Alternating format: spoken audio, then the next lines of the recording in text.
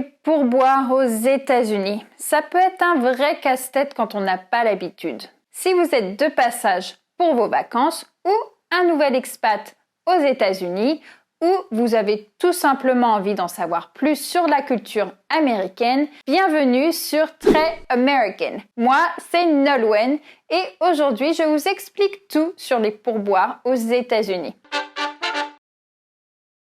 Les pourboires font véritablement partie de la culture et vie américaine. Aux États-Unis, c'est une pratique habituelle qui est souvent attendue en échange d'un service. Pourquoi? Parce que dans la plupart des cas, c'est une part importante des revenus de certains employés. Dans l'industrie du service aux États-Unis, les employés sont souvent rémunérés à un taux inférieur au SMIC car on s'attend à ce que les pourboires compensent leur salaire.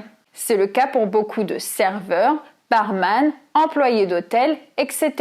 Donc ne pas donner un pourboire peut avoir un impact direct sur le gagne-pain d'un employé et ses revenus à la fin de la journée. Mais pour les touristes et expatriés qui viennent de pays où la pratique n'est pas courante, voire déconseillée, ça peut être difficile de s'y retrouver. Commençons avec les restaurants. Donner un pourboire au serveur est une pratique très courante et attendue. Le pourboire se calcule en pourcentage du montant total de l'addition. Le pourcentage standard pour un bon service est entre 15 et 20% et peut s'élever à plus de 20% si vous êtes vraiment très satisfait ou généreux. Donner un pourboire inférieur à 15% sous-entend que vous n'avez pas été satisfait du service. Au bar, la coutume est d'ajouter un pourboire de 1 à 2 dollars par verre pour le barman ou d'ajouter également 15 à 20% de pourboire sur l'addition. Les pourboires ne s'arrêtent pas là. Si vous dormez dans un hôtel, il y a quelques situations où il est recommandé de donner un pourboire.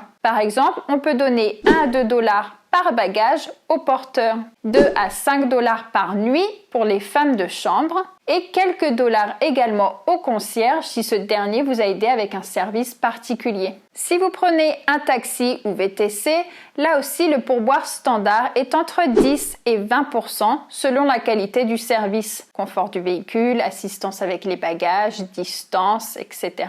Certaines applications de VTC proposent d'ajouter un montant au lieu d'un pourcentage. Dans ce cas, il est recommandé de donner entre 2 et 5 dollars. Vous allez vous faire pomponner dans un salon de beauté ou coiffure. Là encore, donnez un pourboire entre 15 et 20% du prix total de la prestation est courant pour une coupe de cheveux, manucure, pédicure, massage et autres soins et services. Dans les fast-food, coffee shop et autres achats rapides ou à emporter, un pourboire n'est pas obligatoire. Cependant, si un employé a été très serviable ou si vous êtes très satisfait d'un service, un petit pourboire est toujours le bienvenu.